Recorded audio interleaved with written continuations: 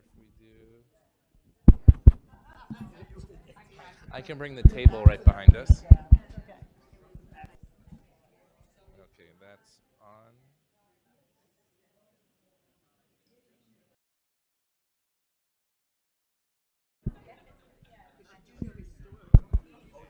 Testing.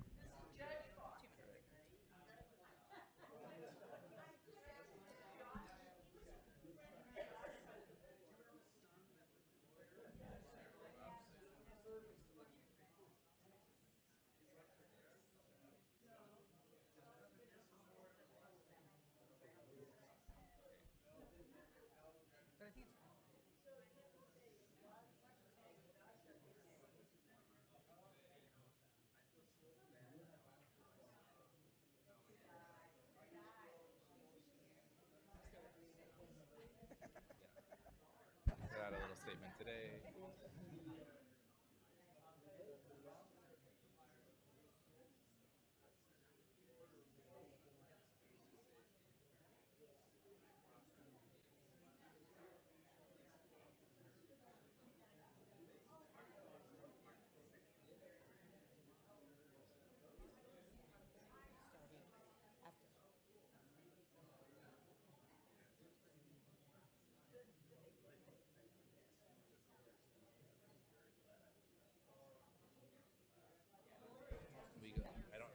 I had two RRC kids.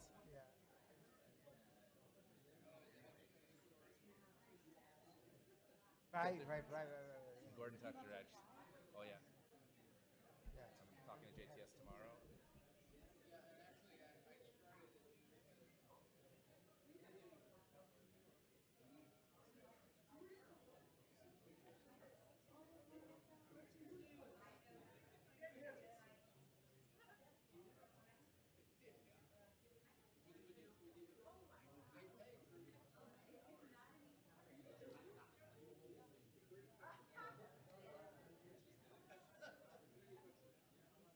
All the students who participated in this program, or just Yes.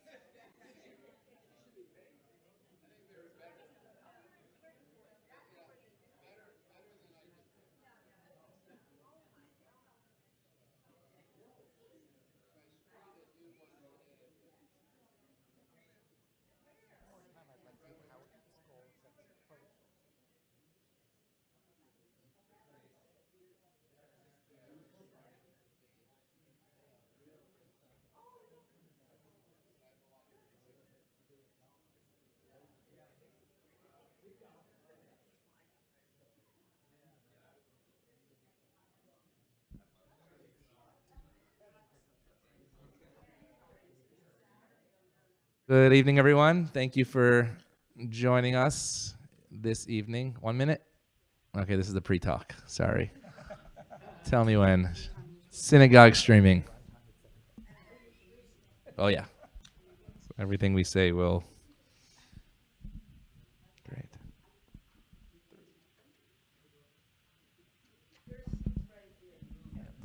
Okay, good evening, everyone. Welcome to Sinai Temple, those who are joining us here and those who are joining us from afar. We are really honored to have two distinguished guests, two people that I have learned from afar but never in person, two people that are connected to me personally but also Sinai Temple rabbinically.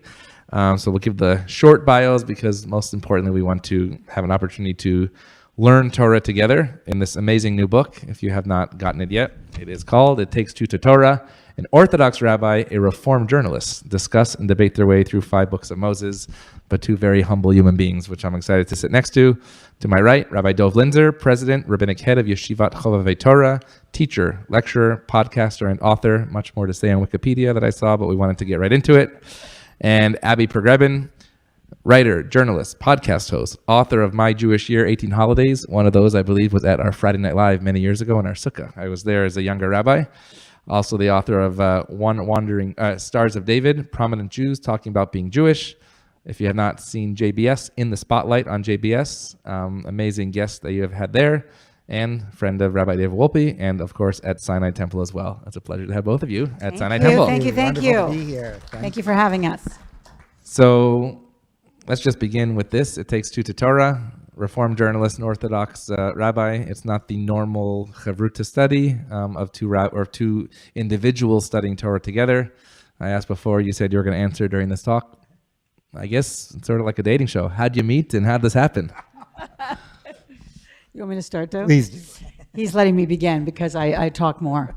No, but we basically met at a conference, which is not that exciting, but it was actually a very unique opportunity because this was a conference that was convened by the Jewish Week. Some of you may know the newspaper. It's sadly defunct right now, although it's still, there's an online version, but it's sadly not there anymore. But basically they used to gather Jews from every walk of Jewish life, journalists, clergy, not-for-profit heads, and they put us all in a retreat, invited us to a retreat in Baltimore with mediocre kosher food, I have to say.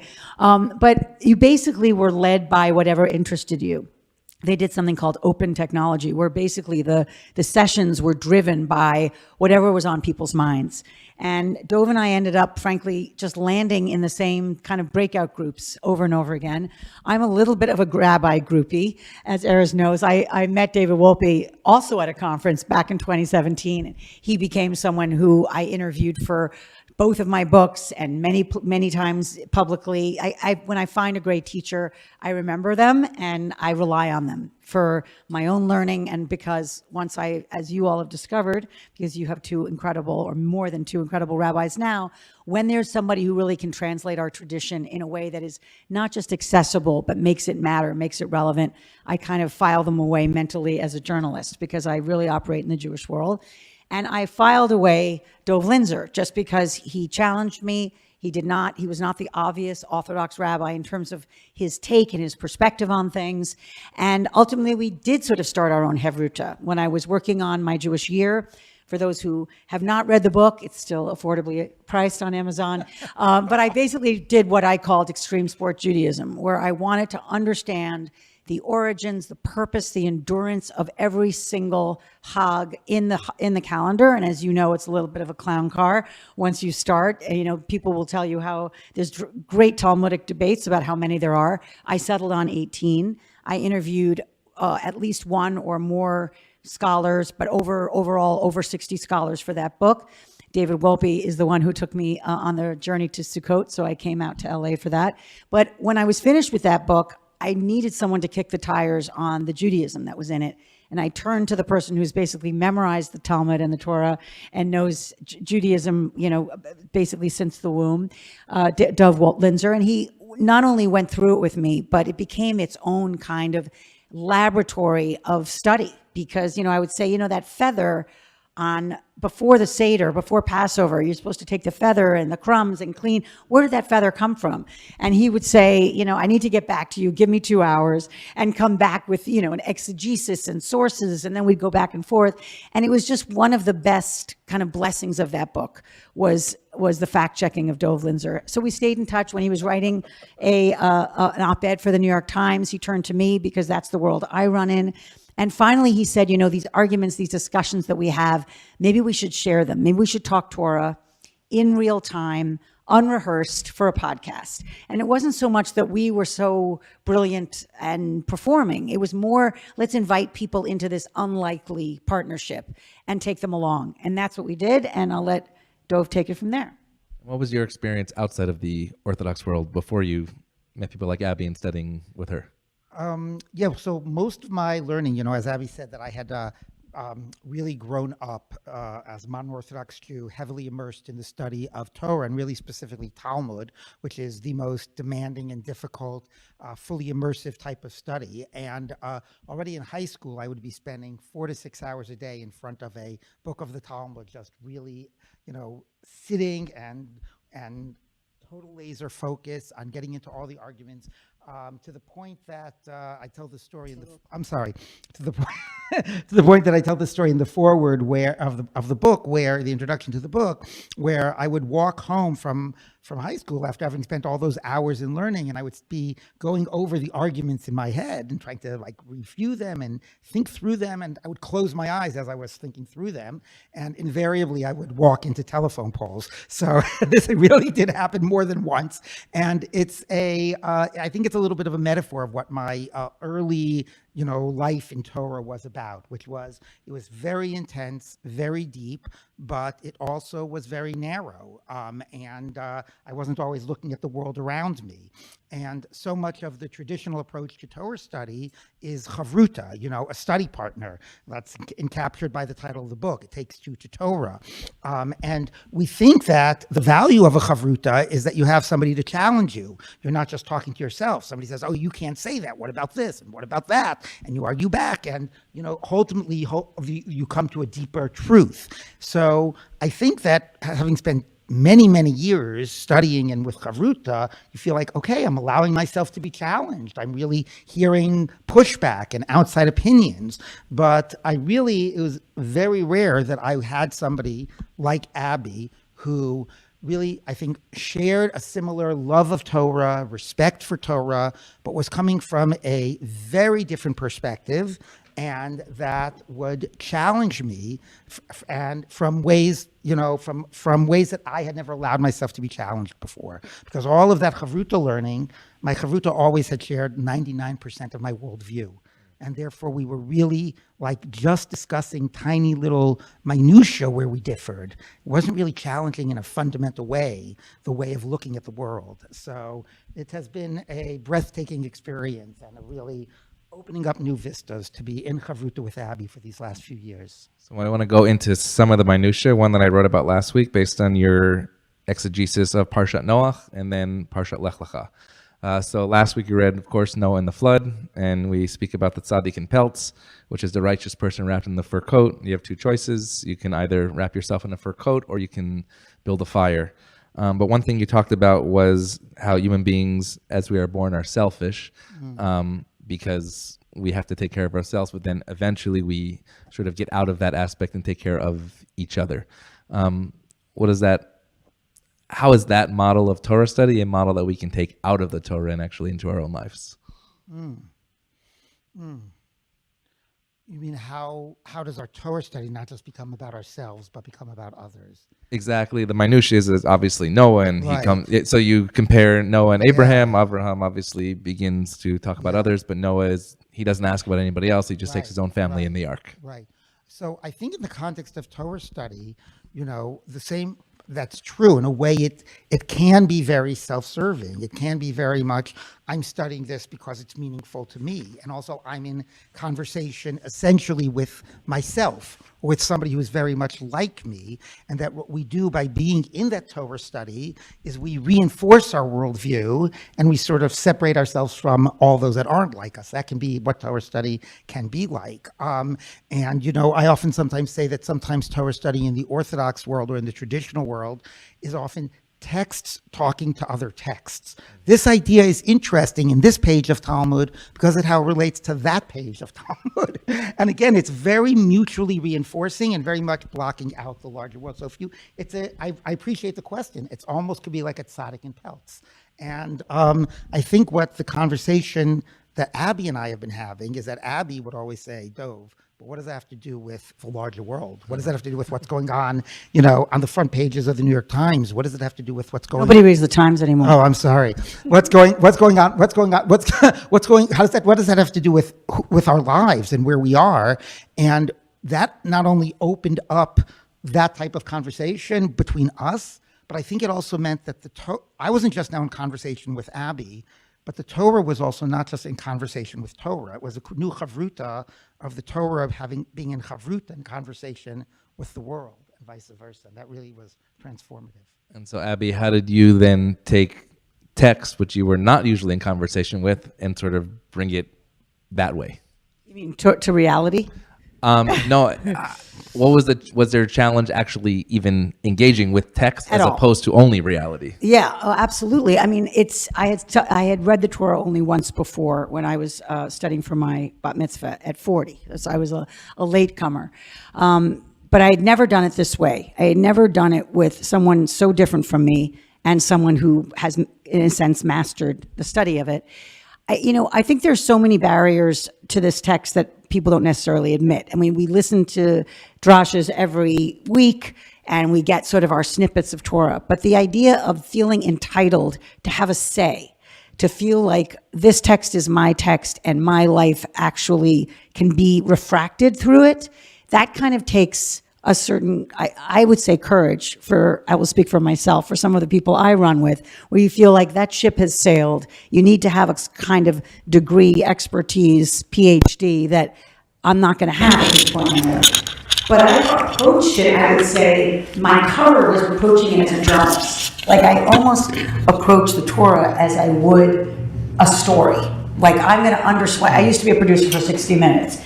And the thing about producing at 60 Minutes was I first produced for Ed Bradley and then for Mike Wallace. Both are sadly departed.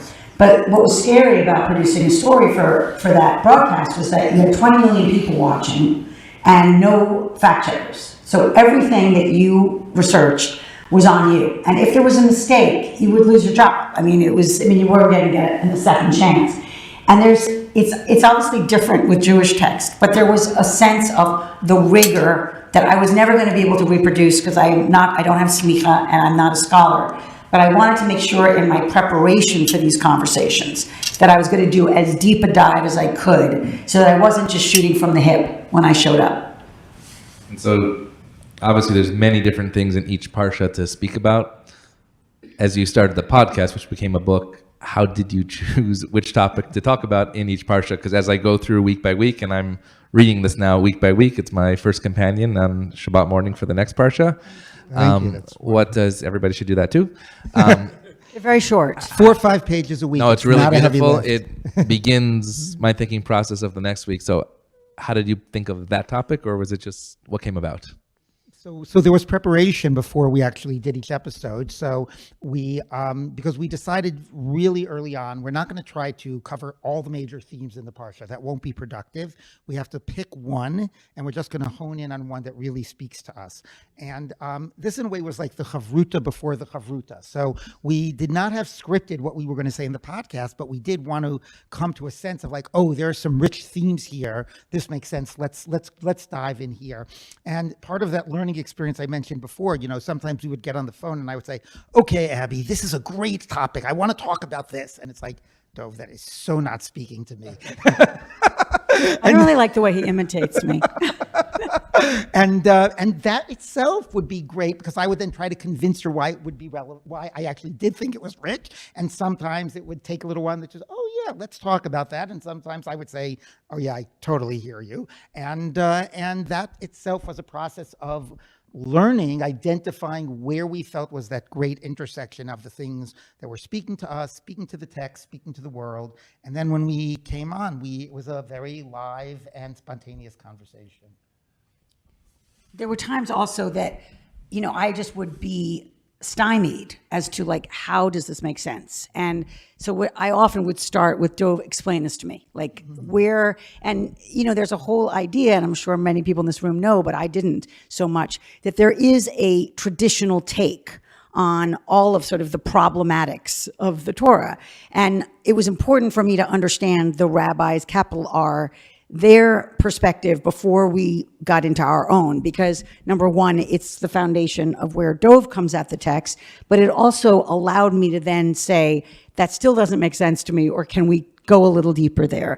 I would also say that a fundamental difference that I didn't expect is that Dove needs every story, parable, incident, verse to kind of be reconciled to be good.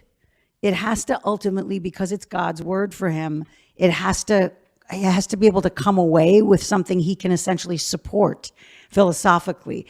I have great faith. I am a believer in God, but I don't feel obligated and commanded in that same way, and I don't feel like the text obligates me in the same way. And that was a bit of a gulf, I would say. I didn't expect that we sometimes had to traverse. That's interesting when you talk about obligation. One of my first sermons in family meeting actually was about obligation of Judaism, and how do you work with that idea, I guess, Rabbi Lizner, of yes, this is obligation, but for you, it might be humanly written, it might be a story from the past. Where does obligation fit into this idea of Torah study? Yeah, so I would say first to also just to clarify a point, that Abigail said. My approach is not what I guess is the very traditional Orthodox one, that all the figures in the Torah have to be righteous and have to be infallible. I am very willing, and a lot of our discussions are like saying, that Jacob acted incorrectly here, and we're seeing how that plays out in the later stories, and but when you're dealing with like God speaking or the mitzvot and the commandments, then which I believe, which I do, that the Torah is from God and it is divine and that God is good, then if that's not working with my sense of morality, I have to come out with some way in which I can not compromise my sense of what is good and not compromise my belief that God is good and the Torah is good. And that could sometimes lead to real pretzeling, or at least what I would think that I had good resolutions to that, which Abby would tell me were actually not satisfactory from where she stood. So we can talk about some of those, but I do want to get back. Remind me, I'm sorry, I lost the thread. Your question was? It was about obligation and Torah study. Obligation, right. So, because for some it's just a book, but right, to us, right. So that's actually, more than a book. Right. That's actually a good point. I do approach the learning of Torah not. Can you all hear him? Yeah. Can you hear me? Okay. It's interesting. I'm going to digress for a second. As a rabbi, I guess I'm allowed. But there's 2 minutes. Very briefly. There's a passage in the Mishnah, one of the rabbinic writings, that says your prayer should not be fixed, but it should be supplication. It should be from the heart. And Rabbi Joseph Soloveitchik, the great leader of modern Orthodox Jewry of the last generation, he said, well, what do you mean that it shouldn't be fixed? There is fixed prayer. We're supposed to pray 3 times a day. And he said, yes, it is an obligation. You are obligated, but you shouldn't approach it as an obligation. You should approach it as an opportunity. And I think that is, really I think to be able to hold both of those, even if I'm not in the mood, I have to learn Torah today, and I do feel it's an obligation, and that is important, and making that established daily study, and at the same time, really saying what an amazing opportunity is to be learning. And so that's at least a partial answer to your question. No, that's great. That sounds like something that a lot of people can fit with. How does this as an opportunity feel as opposed to an obligation to you? I mean, it's an opportunity I wish I had seized sooner. And I do feel like a lot of people are missing it. And this is where I get a little evangelical, although that's probably the wrong use of the word for this crowd. But I do feel like it's not just the barriers. It's a sense that this is fixed on the page, that there's no kind of movement in it or opening in it to find your own I don't want to say find your own truth. It sounds very Oprah. But there is this idea of how do these verses actually matter today? And I find that once you begin, as I'm sure anyone in this room has done it, it's everywhere. And first of all, it's places that you didn't expect. It's in, movie scripts, and it's in poetry, and it's certainly in political speeches, and it's in references. And in that sense, it's much more in our vernacular than I think I realized. But it also just begins to talk back. I mean, I really feel like the Torah talks back. And if I hadn't begun, I wouldn't have discovered that. And so for those who say, that's why I really hope people pick up the book who never have. And then it's wonderful that people who are expert like you are also finding something in it. It's just an invitation to the conversation, which is obviously millennia old. And it's a gift that I think a lot of my cohort, they're missing. Do you mind if I add a Torah thought? Because I'm thinking in terms of this obligation opportunity, the Torah brachot, the blessings we make prior to learning Torah each morning. The first one is that you have commanded us with the mitzvah, with the obligation, right? To involve ourselves in the Torah, in the study of Torah. And then the immediate next bracha is the ha'arevna, God, please make pleasant, desirous the study of Torah in our mouths. So we want to feel both obligated and the love and the enjoyment. And I would say one of the things that I love about our chavruta is that we have so much fun. Like, we crack jokes, we enjoy ourselves. And the idea that Torah should be, you can be playful with Torah is so central to me, to what it means to enjoy and engage in even serious Torah study. No, I think that's a message for our youth specifically, that, if they've gone through the religious school system, for instance, is often tedious. And then when it comes back at an older age, it becomes this joyful because we actually want to be there. You said that a lot of people, that this book was written before October 7th with a podcast and taking us through these interesting times literally today, which we'll talk about in a little while. But you said October 7th has come up within this. How has it come up within this, even though it was written before it? And what has been some chidushim, some, what's the translation? New insights. New insights that have come up over this past year as this book has been out there and you've traveled the country. I mean, I'll just start. We did this podcast, and the book is basically the podcast, very significantly edited. But we did it between 2018, 2020, which were tumultuous years by themselves, because it was obviously the pandemic, and there was these immigration arguments, controversies were really gaining strength.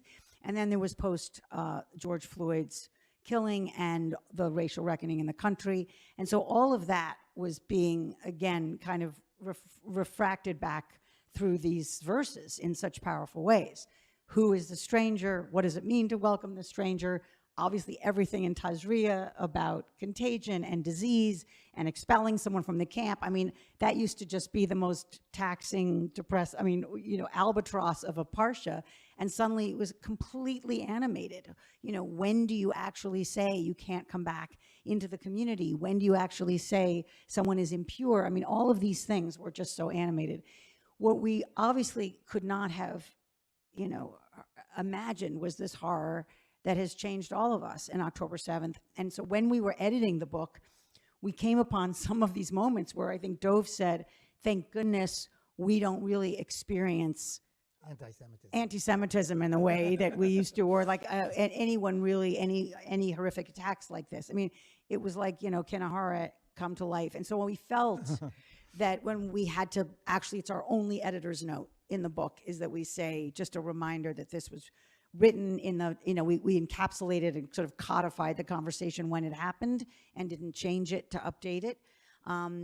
Obviously, I think it would be a very different book post October 7th. I mean, all these verses change, all of these ideas changed and are challenging. Even something like when we talked about, the celebration of the drowning of the enemy after we escape in the Red Sea, it would be a very different conversation for me now.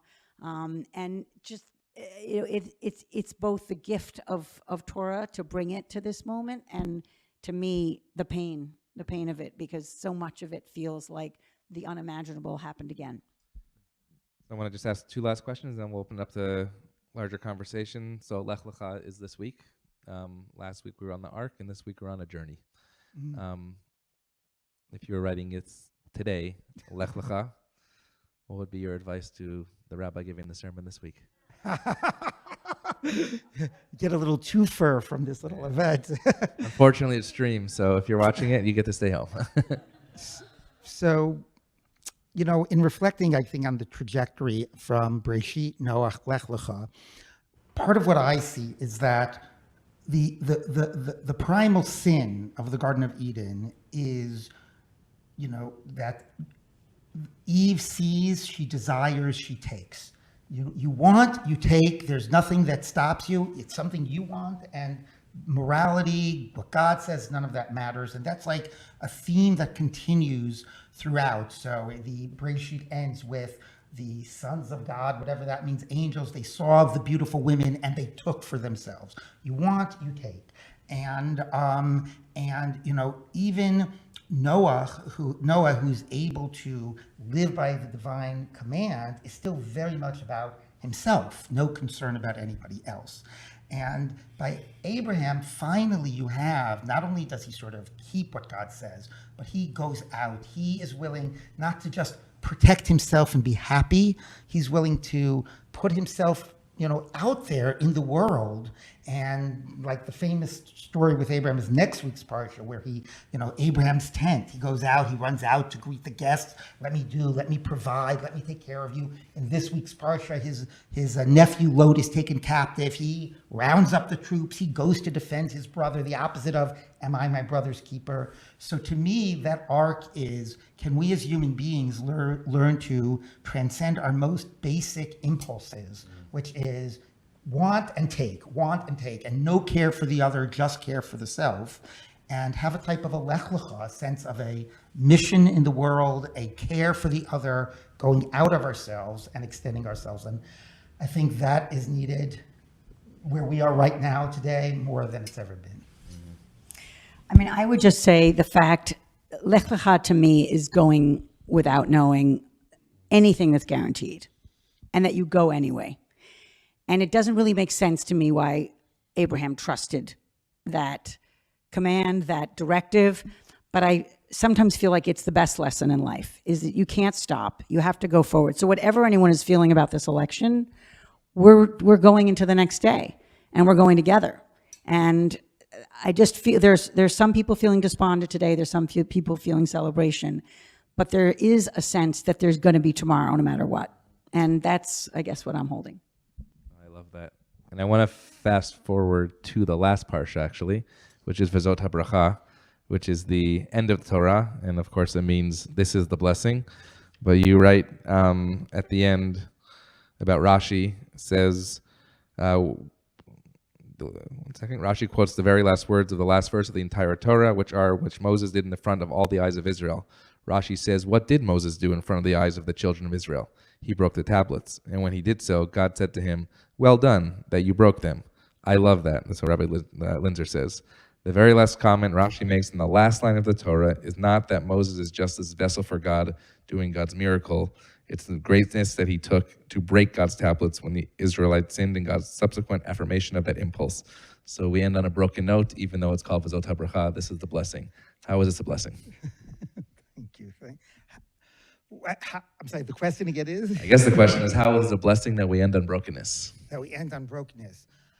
I think, not to be too Kabbalistic, but we're brought into a broken world and, the broken vessels, and we are put here to do the little we can to fix it. And I think that, sometimes, I guess in the case of breaking the tablets, sometimes you got to break if you want to build. But I think that understanding that it's our job to live in the brokenness, and maybe even if we can't fix it, I train rabbis. We have 150 rabbis serving across the U.S., and a central part of that training, I think it's taken for granted outside the Orthodox rabbinate, but it's not taken for granted in the Orthodox rabbinate, is how central the role of pastoral, care is, being there for people, being there in their brokenness. So that, I think, is understanding that that's the world we're in, and what we can do to support, even if we can't always fix. I would just add that, I love the fact that the tabernacle carried both, the whole and the broken tablets. And I know it's sometimes repeated to the point of it being cliche, but it almost makes me cry every time. That this is who the Jewish people are, is that we carry our losses and we carry the pain, and we also carry the new, the fresh beginning. And that to me is so much what this experience was, is that I see how often there is both tragedy and joy, of how often there are these lessons that we don't forget. But there's just this sense of memory is also that we keep the messiness with us, and we keep the mistakes with us, because those were broken in frustration, because of a lack of faith of the people, because we were impatient, because we said, where the heck is Moses? And he promised us that he was coming by now. And we don't just discard that little chapter. It's like right in front of us all the time. I love that. It's on the pastoral piece. I also don't take for granted how you train these rabbis at Chovevei Torah. Actually, Rabbi Jason Weiner, who's an amazing recipient of that pastoral piece at Cedar Sinai. Thank you. A good friend of our congregation as well. I have a million other questions, but I want to make sure Thank that you we so all get much. to be in Thank you. conversation together. Thank you. So Thank you. let's ask away to our scholars this evening.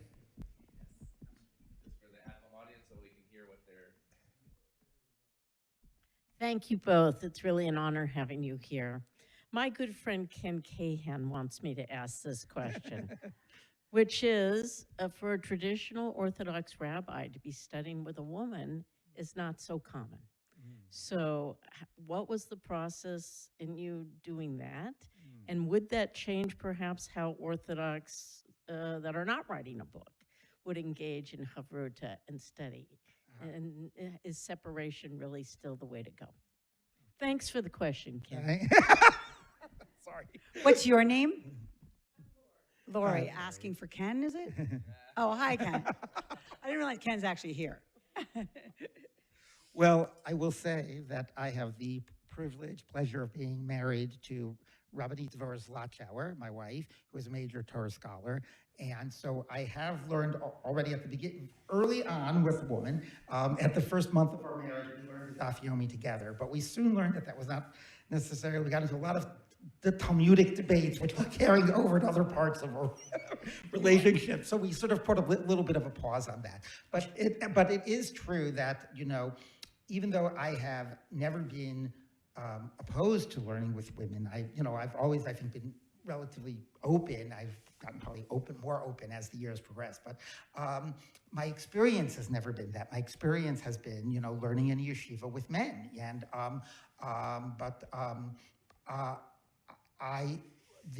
even our rabbinical school has, one of the things that I think has distinguished our rabbinical school from the very beginning is that we wanted to produce Orthodox rabbis and a type of an orthodoxy that would have a much larger place for women.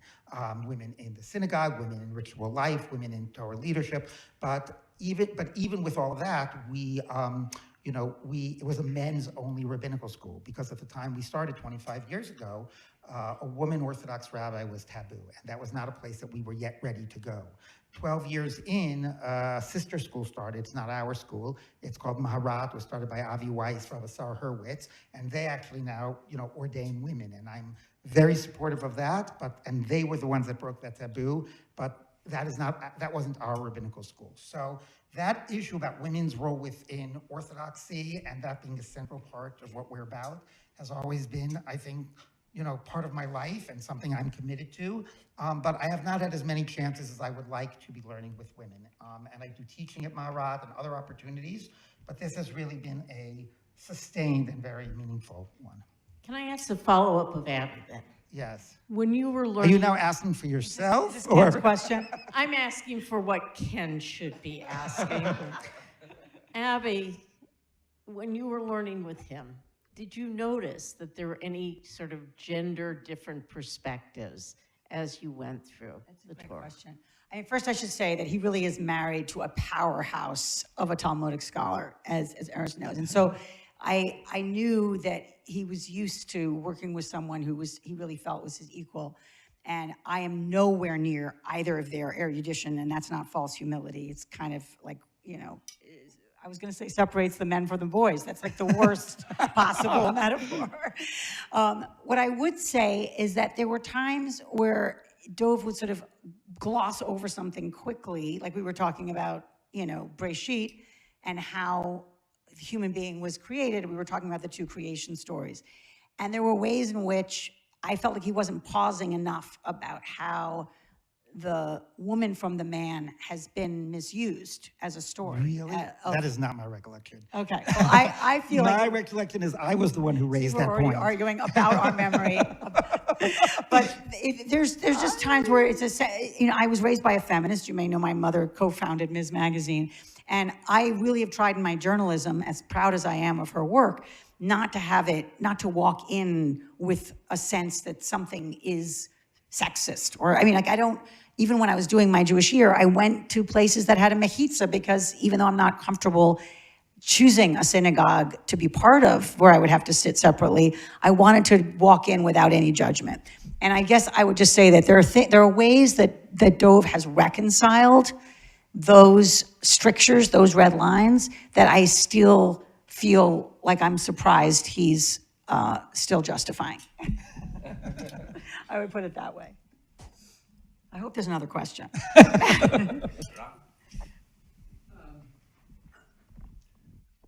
Rabbi, I was a little bit intrigued at the beginning where you said that you study Talmud, and I know in an Orthodox rabbinical school that's the main study. Right. And the two of you are studying Torah together.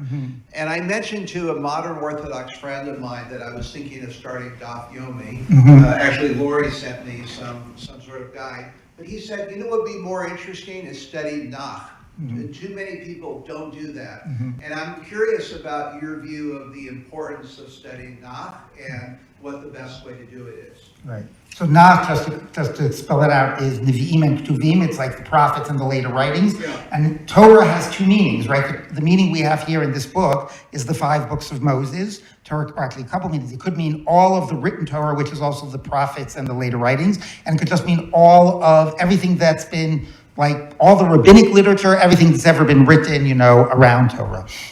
So I think there is a big difference between the study of, I'll say Tanakh, the Torah and the prophets and whatever, and the study of Talmud. Talmud is very legalistic, and it's, very conceptual, analytical, intensive, and for some people, like I was drawn to that because it's very intellectually challenging, and you have to focus and you have to think through an argument that takes you 30 minutes just to go through all the steps. So for some people, that's a big turnoff. For some people, you can really get into it. And just to correct what might be a misimpression, the Talmud has stories too. It's called the Agadah, right? And that's where you hear more about the philosophy of the rabbis or their approach to the world. But it's the legalistic text that is the core of it. But this guy who grew up in a modern Orthodox... Right, he was saying that Nach is not studied. He felt that he had studied Talmud, right, and he had studied Torah. Right, but he hadn't studied Nach. Right, so he was talking about his experience, this is the area that he had never studied. Do you think that's typical? Yes, I think that's very typical. You think it's important? Yes, I do. So I'll tell you why I think it's important. So I do think it's typical. I will tell you a classic yeshiva joke is, oh, I know that verse. It's a verse in Talmud Baba Basra. You only know the verses in the Torah in terms of where they're quoted in the Gemara. Never actually. That joke is lost on most of the room. But Rabbi Sherman got it. It's actually true. It's actually true. Anyway, so here's the difference, okay, is I think what is lost in the study of Talmud, even though I get why it's so exciting for those that are drawn to it, including myself, is God is often lost. And the story is often lost, right? You're talking about halacha and mitzvos and obligation, but when you learn Torah, you're talking about people and God. And I think, for me, I'll speak for myself as an Orthodox Jew, I think my life needs both of those. And I think that sometimes when we do one and not the other, we're robbing ourselves of a piece of what the tradition is. So I think that for people who are only learning Talmud, they are really depriving themselves if they're not also learning Torah and Nach.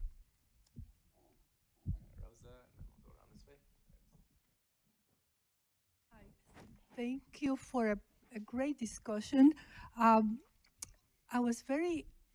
liked to hear that the relationship in the sense of wanting to learn more, what does this mean? And I wanted to make a plug for Torah at the Table. For what?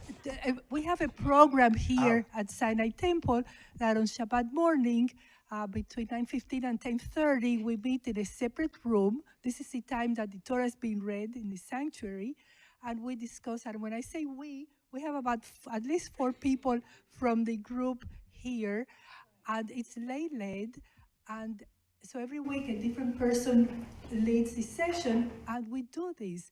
We take a topic, and we try to see how it applies to our life today, and we say, well, what is the Torah really saying here? So it's very much what you were I'd love to talking visit about. sometime. So, yeah, absolutely. So I invite everybody that might be interested to join us every Shabbat morning. Much for your presentation and your discussion. Questions are 2, which may be overlap. Hello? There we go. Can you hear? Okay. I have two questions which may overlap or may be separate, but I was wondering if it's possible to summarize the core philosophies of the differences between Orthodox, Conservative, and Reform Judaism, number one. And number two, what are the differences of the Orthodox, Conservative, and Reform Judaism approach as to who wrote the Torah? And by the Torah, I mean what Yeah. you've mentioned, the whole Torah, not just the 5 books of Moses. Right. Or you can answer both or neither of my questions. Thank you very much. What's your name? My name is Ron Grusd. Thanks. Well, so the question is, what are the core differences between Orthodox, Conservative, and Reform Judaism about our general philosophy, and then about who wrote the Torah? So, because those for the first two parts of the question wanted to know. So also, what are the implications? So that's obviously. Thanks, Abby. I wouldn't have known that. But no, I'm actually going to also do the rabbinic thing and say a point before the answer, which is that what I think makes this book different from some books that might seem similar is this is not an Orthodox and Reform take on the Torah, okay? This, even when it's Dove Linder speaking and I'm an Orthodox rabbi, I am not giving you the Orthodox take. I'm giving you my take, right? And sometimes I will deviate from standard Orthodox, approach on things. And sometimes I'll shock Abby that when I tell her that I don't like, and I don't do tashlich, or that I don't like davening in a synagogue as much as I like davening outside in nature. Can you believe he doesn't do tashlich? We can discuss that at another time. And Abby, and at the very beginning of the book, at one point in Breshit, I think I said, so Abby, as a Reformed Jew, what do you think about? And Abby immediately responded, I am not going to answer that as a Reformed Jew. I'm going to answer that as a Jew. And neither of us put each other in boxes, thought that we were speaking for a tradition. We were speaking as ourselves. And I think that's what made it very real and engaging. So that way, I also almost want to say that the question would be for a different type of a book, but I will give what we call the standing on one foot answer. At least for who wrote the Torah, the traditional Orthodox belief is that the Torah was directly dictated by God to Moses, the 5 books, like word for word, letter for letter, it was written down. It doesn't mean that we go by the literal meaning. What Abby was referring to before is the whole nature of the rabbinic tradition is that human beings, rabbis, whatever people who interpret the Torah are partners with God in its interpretation and application and meaning, but starts with the idea that it is divine. I'm not going to speak for. Do you want to sort of answer that part? I want to say one thing because the question was asked about gender studying together, but I actually find it even more fascinating when denominations study together, and I've been very active in that, specifically with our Rabbinical School Fellowship, with some of your students. When Rabbi Lizner mentioned Maharat, we added them this school this year, and we have 2 unbelievable female Rabbah students. And just yesterday, a Yeshiva University student said, I never met a rabbinical student outside of my own denomination, and now I realize that this student from the Jewish Theological Seminary lives next door to me in Washington Heights, and we celebrate Shabbat together. So as much as you taught me about Israel, you taught me about fellow Jews who are living literally in my own neighborhood. So in terms of that, we're middle ground, if you wish, with Heschel, divinely inspired. Something happened at Mount Sinai. Who wrote it in those scrolls behind? We're not sure. Perhaps a human being, but the divinely inspired. And maybe we'll take it to the Reform response, if you wish. I mean, I always hesitate because I'm not a rabbi to say that there's some official belief. But I will say that just generally for Reform Jews, there is a sense of making the tradition and the texts not conform to, but work with the lives that we live today.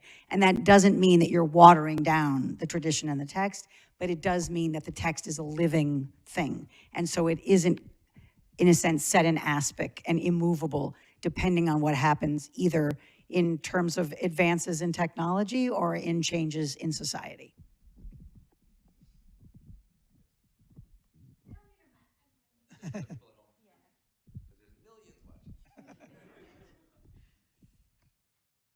Hi, can you hear me?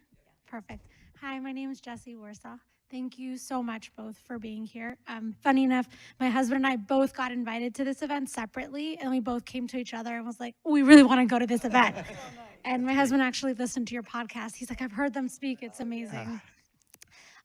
But my question was actually more related to something we just spoke about, the different denominations, right? And we touched on this year and what a really challenging year it has been for all of us. And Rabbi Sherman knows we've had so many calls for like Jewish unity, right? In Israel, in the diaspora. I grew up going to modern Orthodox schools. My family is conservative. I was raised conservative. So I kind of had this I was always in the middle of this conflict, right? Like I kept kosher, my parents didn't, but it was just a whole thing. Anyways, I'm not talking about me. I had the same feeling as Rabbi Sherman, like a Reform person and an Orthodox rabbi studying together. That's so amazing. Like we need more of that. So I guess my question is, how has your interactions with your own community changed when you, after experiencing this, transformative experience that you've shared with us? First of all, it sounds like you've got a book in you. Seriously, what an interesting story. I'll just start and then let Dove. I would just say that I find that we cheat ourselves when we just stay inside our silo, and that sounds more derogatory than I mean it. I'm at Central Synagogue. One of my good friends who I've met there is here.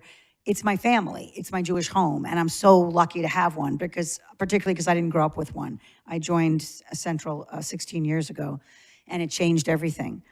But I want to go outside those walls and listen to other voices. And when I live stream something that Hadar is doing, or someone from Pardes, or I audited a class at JTS, or I read Dove's, to the extent that I can get through them because they're dense, his weekly Parsha digest. Like we're all getting all of that over the transom, and sometimes it can be overwhelming. But there is this incredible kind of open university that I sometimes think we don't take enough advantage of.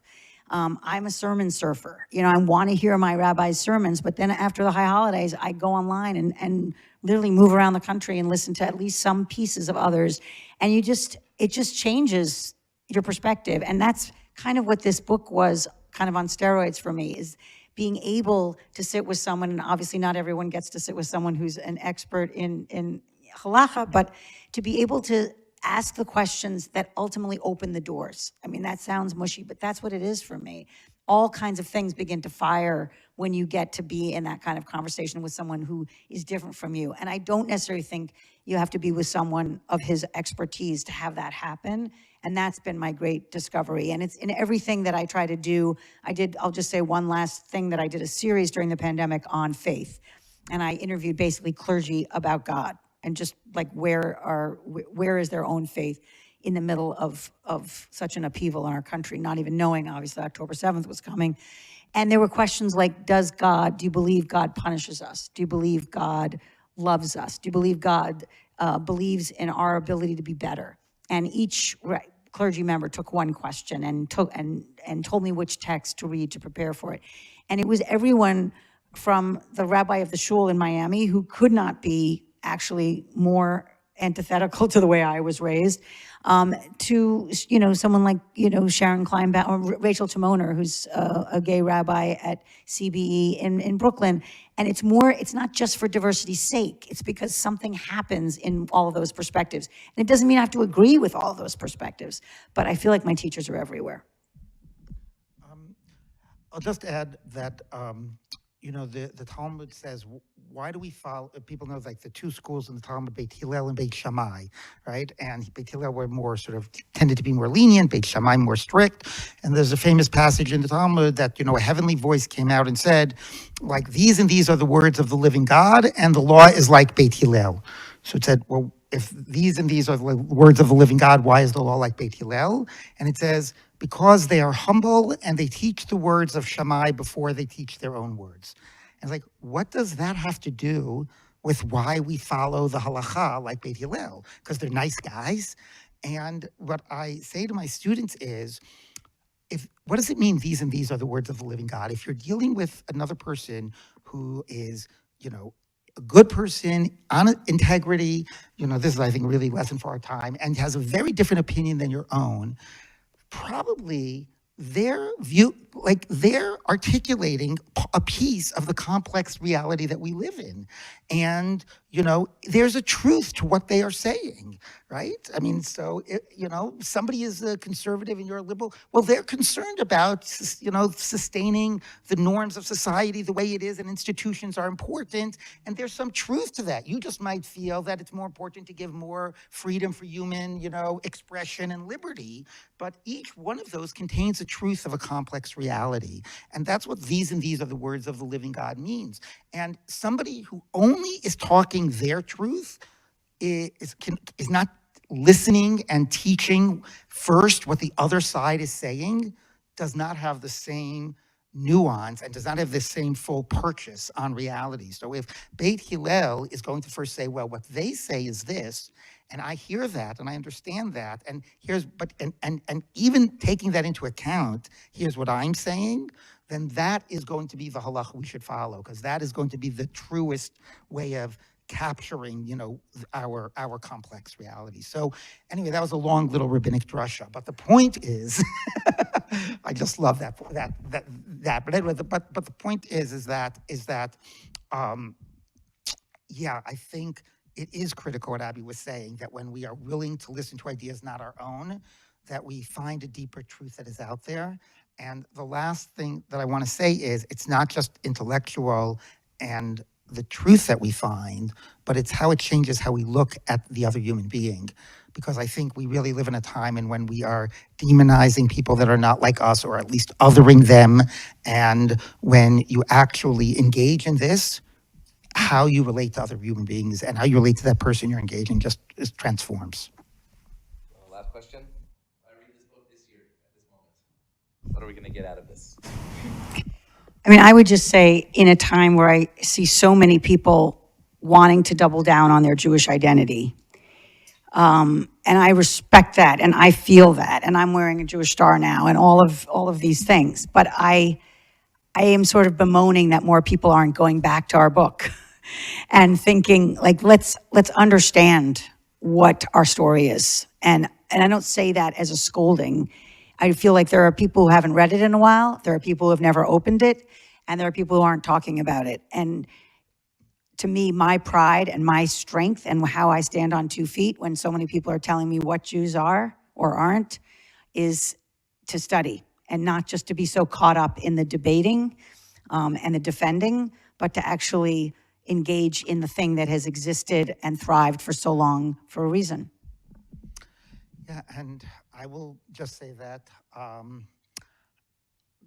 I think that we really is a time when we need to be cultivating curiosity about the other person, curiosity about ideas that aren't our own, respect for the other person, engagement. And if this can inspire that, and inspire that in the context of Torah and our tradition, then it can really be a salve for the soul right now. Thank you.